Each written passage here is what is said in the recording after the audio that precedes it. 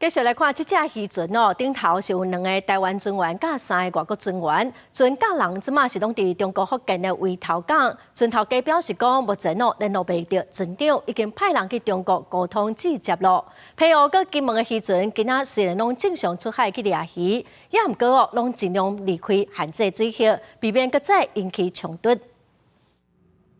同款属大浸满船队的船只，初三透早停伫渔港休困。渔港内会使看到其他船家的船继续出入渔港作业。澎湖渔船大浸满88号，初二暗时互中国海警强行登检，目前扣押伫中国福建围头港，包括台籍船长在内5个船员嘛，互带走，互船主真着急。当下伊甲伊拍照，伊都停止作业，忙起来啊，起来就往东行驶啊，他们一直跟跟到最后就。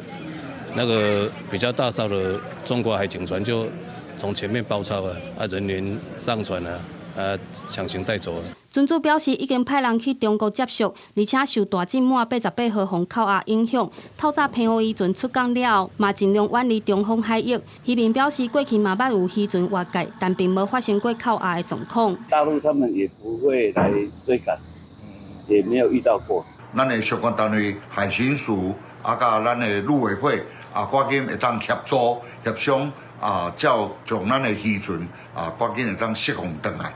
澎湖县长呼吁中国赶紧放人，事发伫金门附近海域。初三天要光，海面上会使看到几只金门海钓船当顶作业。金门渔会嘛赶紧提醒渔民，尽量撇开限制水域。这个情形多少有一些影响，所以我在这边也呼吁我们在渔船在出海的时候，要尽量避开这个。